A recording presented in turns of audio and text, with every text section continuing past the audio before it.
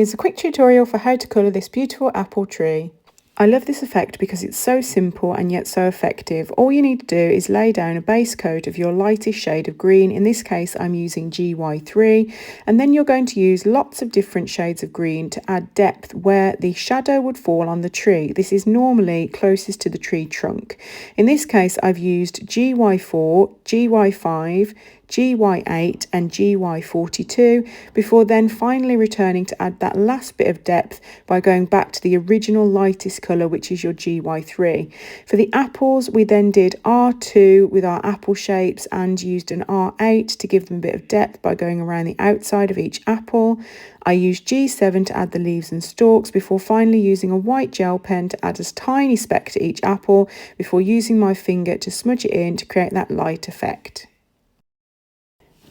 Now we're moving on to our tree trunk. I used the lightest colour, which was YR1, to create lots of lines all across the tree.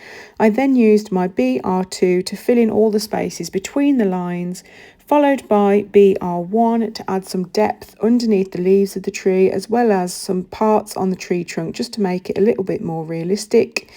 I then used my YR1 again, this time to give a layer over the entire tree trunk before finally going back in with my Y13 to just add some patterns all across and really bring that tree trunk to life. All the colours I used in this video are listed in the description, so make sure you check it out, and I hope it helped.